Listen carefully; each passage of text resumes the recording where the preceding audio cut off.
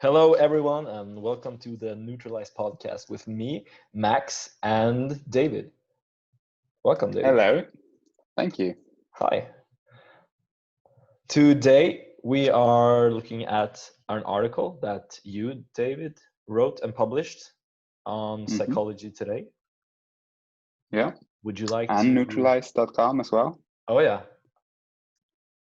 Yeah. All our media. And Yep. would you like to present or talk a little bit about the article? Sure.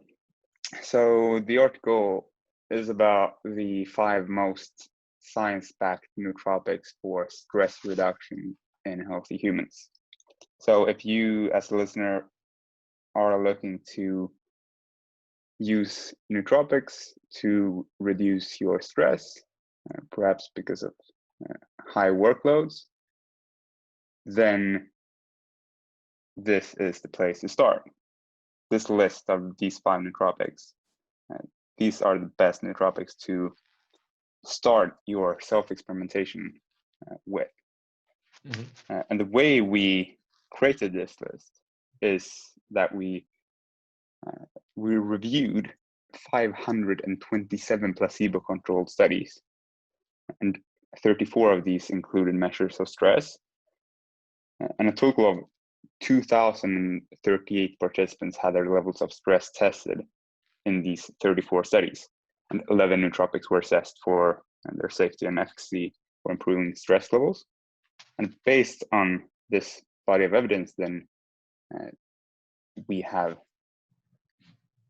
found out which are the 5 most science-backed nootropics for stress reduction in healthy humans.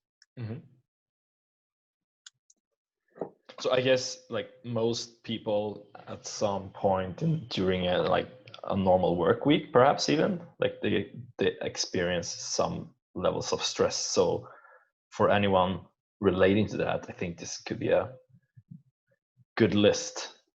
Yeah, precisely.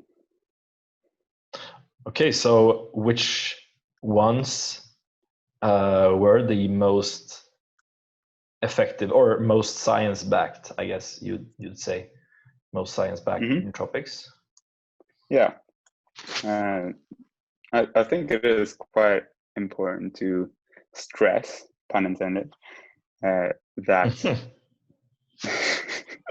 that these aren't the most effective, perhaps, nootropics for stress reduction, but they are the 5 most science-backed nootropics. So what that means is that they have the most amount of evidence supporting their efficacy, and that the effect is actually there, so that there is a large effect. So the effect size, essentially, multiplied by the amount of evidence, is how we created this list. Yeah, I mean, we mentioned this all the time when we're talking about supplements, that there's like in most or all supplements there's usually a like individual variance. Right. So like the more, I guess you'd say, the more participants or the more people that have been studied for a specific supplement, that like over all of these people, let's say you have 1,000 people and you do measure an effect, then the more likely it would be that if you pick someone randomly out of the population, let's say you pick yourself, that you would experience an effect. Exactly. That's precisely what it means. Right.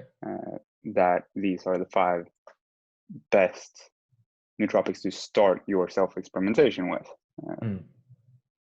which is what I said earlier about this list. And it's really the purpose this list serves for you as a listener.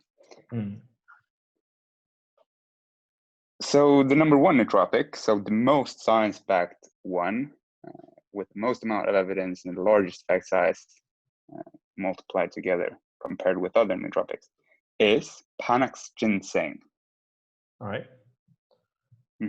So we reviewed 2 studies on Panax Ginseng with 70 participants included, where measures of stress were administered to the participants. So tests, psychological tests measuring levels of stress were given to 70 participants in these two studies.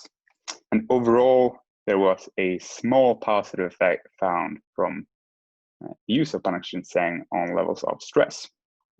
Mm-hmm.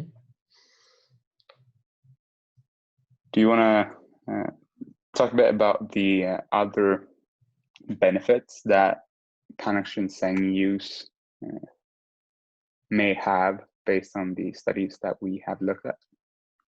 Yeah, I'm reading here from like the list of effects that it does have, and it mentions mood and nervousness and energy and sociality, which I like. All of them I relate to stress. Yeah.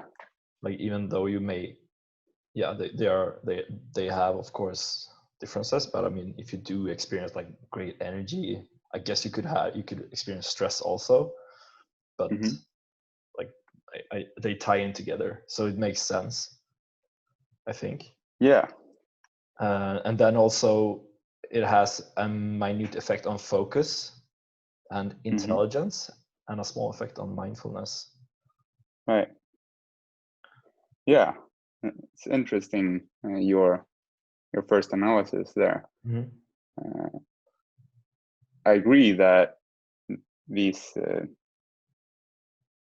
constructs of mood, nervousness, energy, and sociality, they are indeed quite connected to stress, and oftentimes there can be causal connections between stress and, for example, energy levels.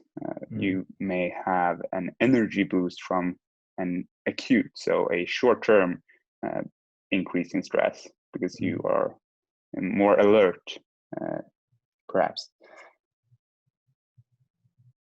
But of course, there's also the fact that chronic stress will likely impair your baseline energy levels. Right. So it is indeed the case that these constructs that you mentioned are connected with stress, but to some extent, all constructs of the mind are connected to each other because they're all constructs of the mind. Right.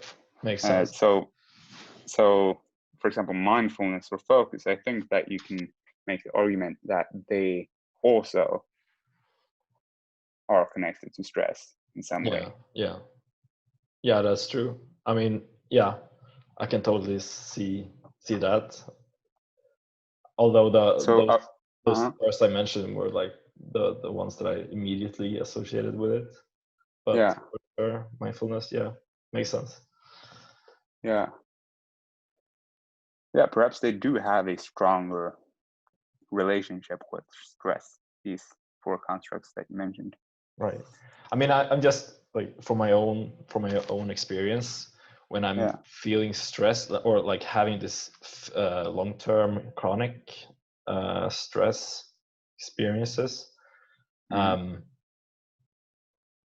I think that comes from like not feeling, or when you're having that, you're not like feeling very capable, right? Because you just keep struggling to keep up that, and that's where the stress is coming from. So like you're not in a great mood. Perhaps you can't socialize because you're stressed about whatever you need to get done. Right. Yeah.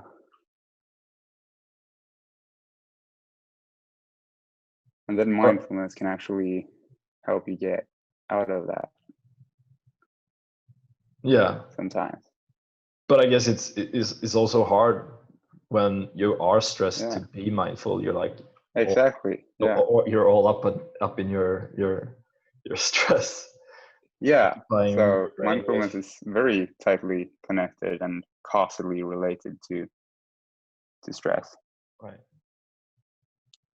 Like it goes both ways. You need mindfulness to de-stress, and you need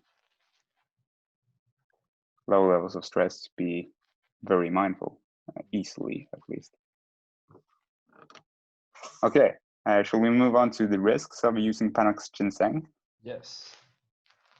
So in the studies that we reviewed, there were no negative side effects. So in no single participant out of these 70 participants in these two studies, some of which were in the placebo groups, but in not a single person receiving Panax Ginseng, there was a negative side effect experienced.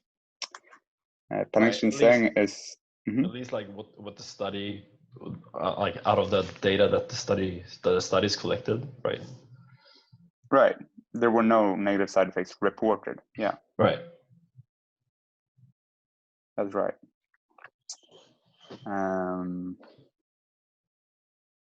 As for the legality of Panax Ginseng, it is legal to buy, possess, and use in the United States and Canada. And just because we have only the United States and Canada listed here for Panax Ginseng, that doesn't mean it's necessarily illegal with IL in the beginning for other countries such as Sweden, Australia, etc., that we may mention for other nootropics. It just means that we haven't spent the time on figuring out by going to the official authorities, which is what we have done for United States and Canada. We haven't spent the time going to, for example, the laws in Sweden as regards to the legality of the legality status of buying, possessing, or using Panax Ginseng there. Is it the case that for some of the supplements that we do, like that we have studies on, there is no, there are no, I guess you don't say laws, but there are no regulations for those, for some of the supplements? Well, usually in most countries, there are general laws for general classes of substances, and most substances are a sort of substance. So either they come from a plant, perhaps, and can be seen as a food ingredient, or they may be a synthetic compound created in a lab only. And there is oftentimes differing regulations for different sorts of substances. So generally, every single compound does have a legality status, even though it can be very hard to figure out what it actually is. Okay. So what I'm saying is, even if there is a compound which is undiscovered, and then someone does discover it, it is probably legal or illegal to use or buy or possess that compound. So it actually has a legality status, even though it might be hard to understand. Okay. You see what I'm saying? Yeah. So Panax Ginseng is a plant-derived compound. Yeah, it's a plant in itself, I'd say. So for Sweden, for example, plant-derived compounds that do not have any, like for Panax Ginseng specifically, would that be legal to use? For Panax Ginseng in Sweden? Yeah. Well, as I mentioned, we haven't looked at the Swedish law for Panax Ginseng. Right, but for like plant-derived compounds that do not have any regulations? Well, as I mentioned, it's very hard sometimes to determine. Yeah. Because you sort of need like a chemical, or rather an education in chemistry, and also in pharmacology. So you need to understand the effects that the substance has and the chemical structure of the substance in order to answer that question. Because the regulation in Sweden says that if a substance is similar in structure or function to an illegal compound, and then they have a list of illegal compounds, then that compound is also illegal. All right. I'm almost certain that is the case. Okay. All right. Mm-hmm. So the conclusion. Yeah. Do you want to summarize what we've been talking about with Panax Ginseng? Well, yeah. So the evidence shows that it has a small positive effect on stress and some of the other constructs that we mentioned. Yeah. And it is generally safe and legal to use. Mm-hmm. Yeah. So well, if someone wants to use Panax Ginseng, then how should they do that? Well, as we mentioned in the article, the like a template, I guess you could call it, or like the template that you could use to dosage it would be to use it in a way that were used in some of the studies. So Right. we have listed all of those different ways that they used it in the studies. Mm-hmm. So, for example, you could use it as like for acute effects, like if you're experiencing stress and you just want to relax and get out of that, you could use 200 milligrams to like escape that stress experience acutely. Right. But it has also been studied, like been used in those studies using 200 milligram for 1 week or 400 milligram for 1 week, and even 4,500 of non-extract powder dosages daily for 2 weeks. Yeah. So it's very important here to note the difference between the extract powder and the non-extract powder. Right. Okay. So because you need a lot more of the non-extract powder. Right. So the non-extract is like the plant itself just ground down, I guess. Well, I think it's actually the root that is usually used, and in these studies, I'm pretty sure it's in every instance the root powder. Right. Okay. And then there is the extract of the root powder, or the non-extract root powder. Okay. But yeah.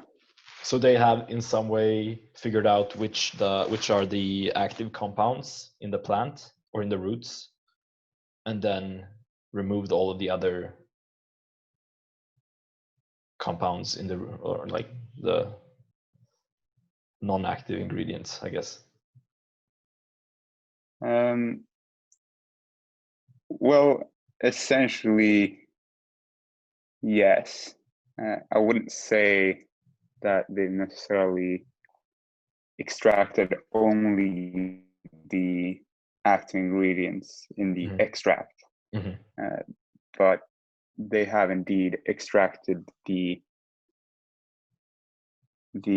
most relevant for consumption compounds. That is a good summary, I think, of what the extraction process is like. It's quite complex. But for a nootropic user, I think what is important to understand is that you need to dose them very differently. Right. Because in some way, the concentration of the active substances are greater in the extract. Yeah. In comparison with the non-extract. Exactly. All right.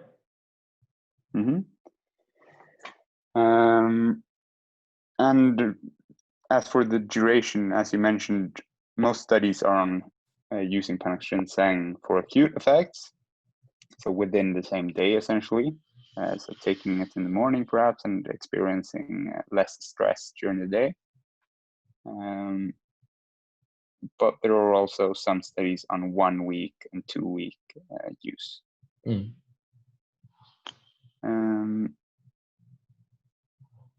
I realized that you said, or I noted that you said, if you want to relax, you can take Panax Ginseng.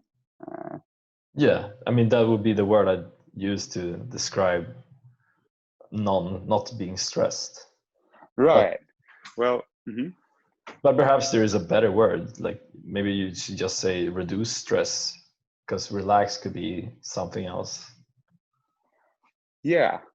If you want to be entirely accurate and not lose any precision, then I think that you should indeed say not stressed, because you can be not stressed in more ways than just to be relaxed.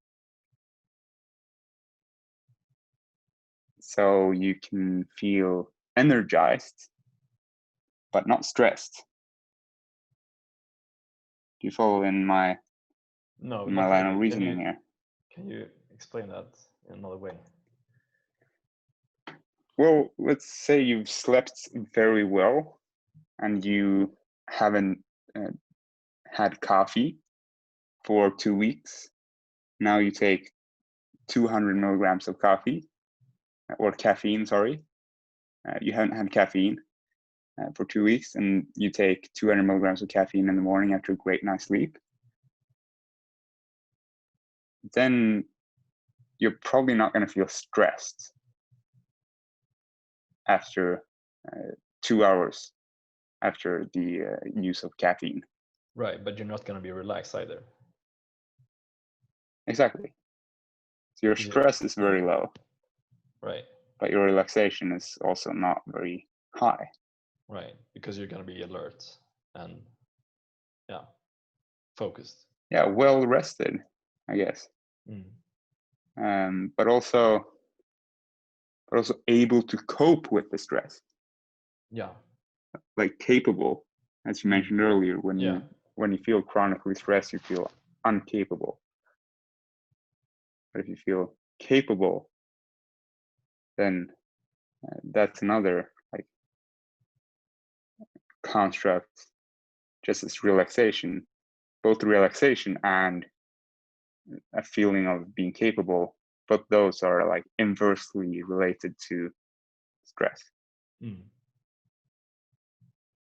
Makes sense. And I think that both in my experience and based on the science of Panax Ginseng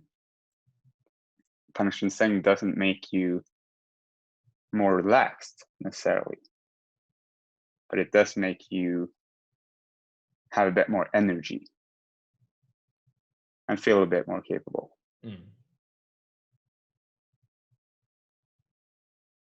However, the next nootropic on the list does make you feel relaxed and not necessarily more capable, both in my experience and based on science. And that nootropic is, you want to say it? It is ashwagandha. Yeah. So we have reviewed 3 studies on the effects of ashwagandha on measures of stress. And in these 3 studies, 167 participants were included. Overall, these studies found a moderate positive effect on stress from use of ashwagandha. Right. And that may be a bit confusing to some people because Panax Ginseng had 70 participants with a small positive effect on stress. Right. So how can it rank higher than ashwagandha, which has 167 participants and a moderate positive effect?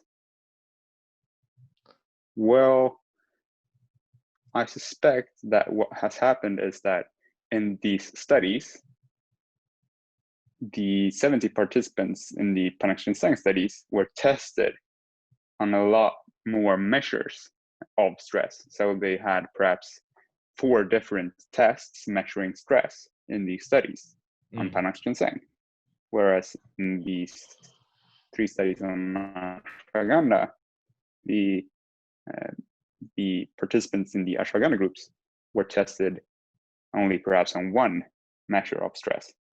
Right. So they were given fewer tests, I believe. Yeah, that makes sense. That is why there is less science, and therefore it's ranked lower. Right. We actually don't address that point in the article. Perhaps that is something that we could add to some kind of FAQ or something that people can dig into if they're curious about how we do have articles published on how we research nootropics, but perhaps this particular technical detail is not described in those. I think it is in the How Nootralize Researches Nootropics article, which we'll link to in the description. Yeah. But it's also available on the page of any nootropic. So if you go to Ashwagandha, for example, in the Nootralize web app, so nootralize.com/nootropics/ashwagandha, linked in the description of the podcast as well. Then you'll find under the studies section for each study which tests were used. So you can get a gauge of how many tests were included for each study, which is, of course, an important factor in determining how much evidence there actually is for or against the efficacy of a nootropic. Mm-hmm. So it is possible to get to the source as well. Yeah.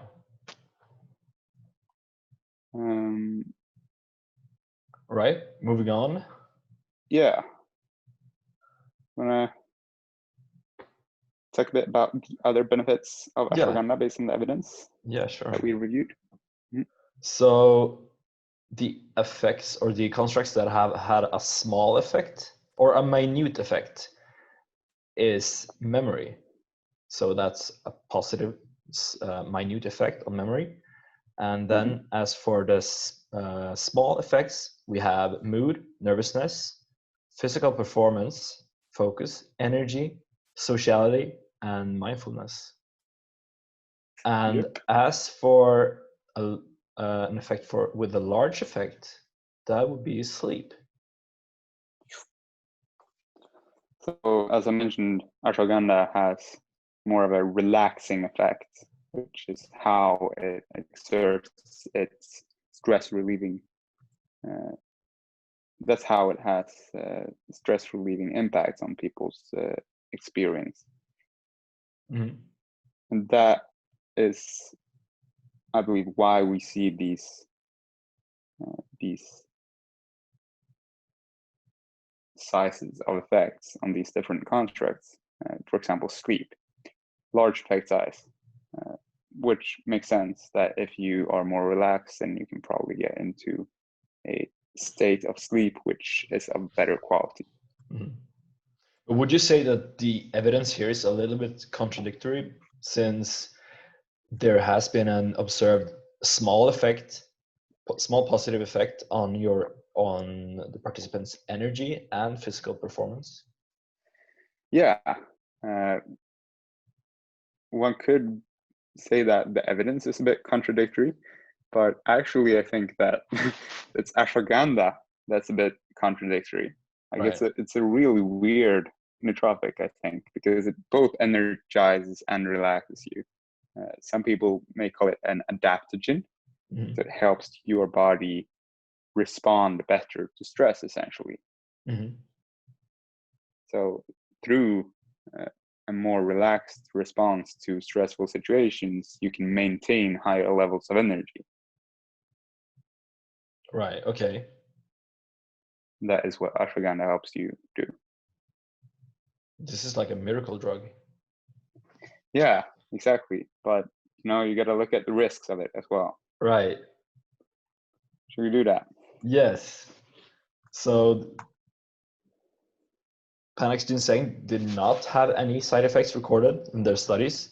However, as for ashwagandha, we do see that in these studies, there has been recorded some side effects where less than 10% of the participants have experienced either joint pain, abdominal pain, or muscle pain. Yeah. So that means that I'd guess that around half of the number of participants that we mentioned earlier, which was 167, actually received ashwagandha, and around half of those participants received placebo. So that means around 83, 84 participants received ashwagandha. Yeah. And that means that between 8 and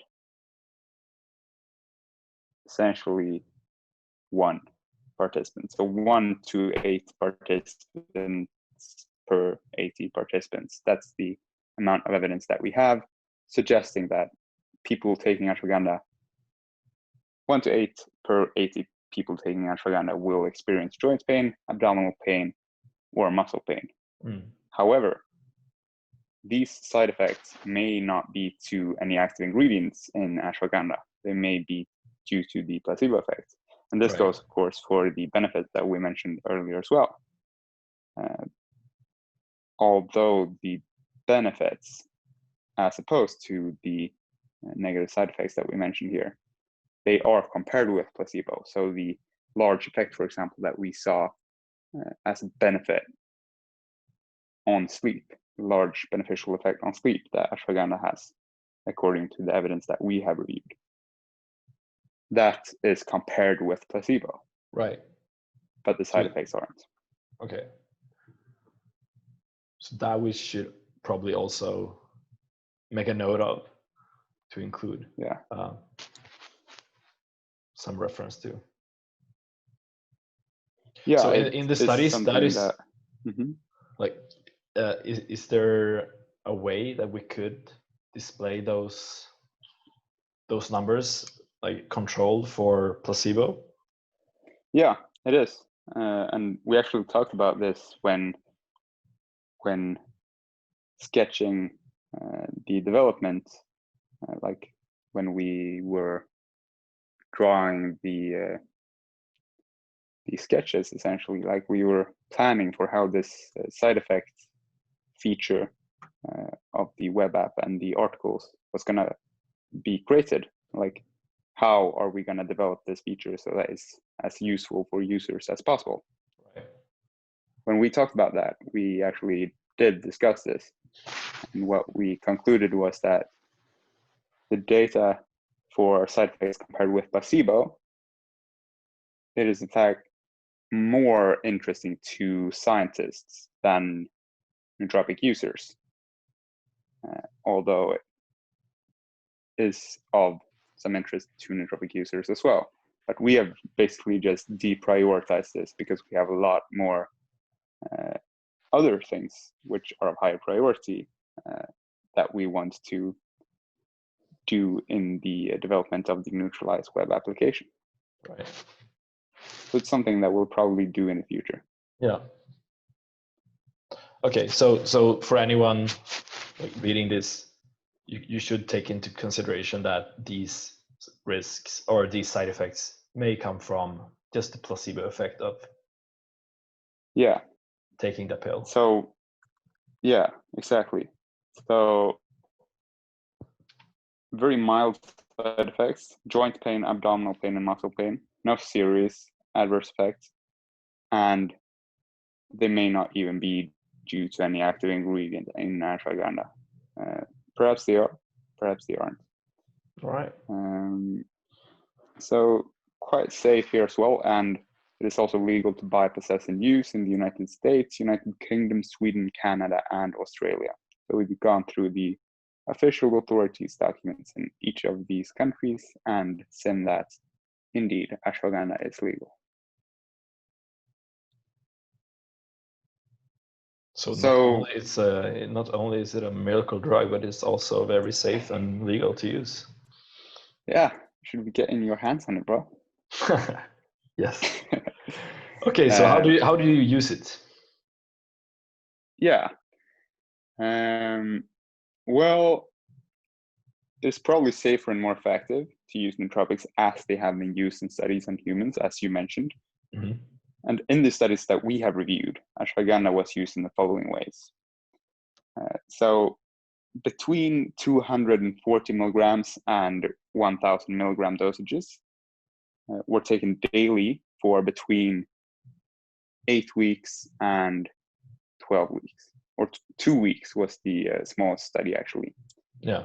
So 2 weeks to 12 weeks of between 240 and 1,000 milligrams of ashwagandha. How I would use ashwagandha would be to start low with the dose, use it in perhaps 300 milligram dosages daily for, of course, as long as you don't experience any negative side effects. So if you do experience any negative side effects from use of ashwagandha, then do not continue to use it.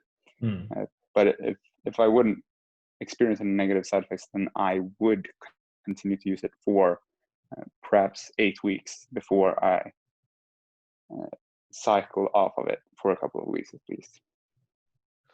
I think we could include in the description also here in this podcast the article how to use. I'm not sure. I'm not sure I remember the title of their article correctly, but how to use nootropics safely. No, what was it like? I know this was one of the early articles you published last year. Mm-hmm. Mm-hmm. How to use it when you're a beginner, right? Starting to use nootropics. Yeah, and the article in which I wrote about using nootropics in small doses to begin with, and then increasing slowly, and really being aware of any negative side effects that you may experience. Yeah. Right. Yeah, we'll definitely link to that article in the podcast.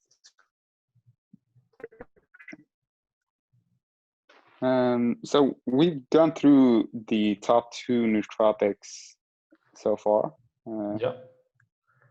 Based on the amount of, or based on the body of evidence rather, that we have reviewed here at Nootralize. Mm-hmm. I think this episode is becoming quite long already. Yeah.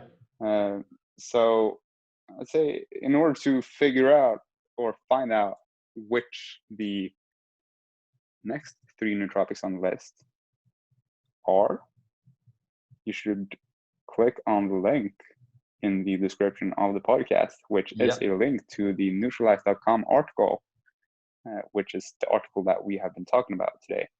Mm-hmm. So essentially in text form, you'll be able to read all of the information that we've been talking about, or essentially all of the information that we've been talking about regarding Panax Ginseng and regarding Ashwagandha and regarding our process for determining which nootropics should be on the list. And you'll also be able to read about the next 3 most science-backed nootropics for stress reduction. Yeah, sounds really good. So thank you everyone for listening. And thank you, David, for coming on to the podcast and talking to me about nootropics. Yeah, it was my pleasure.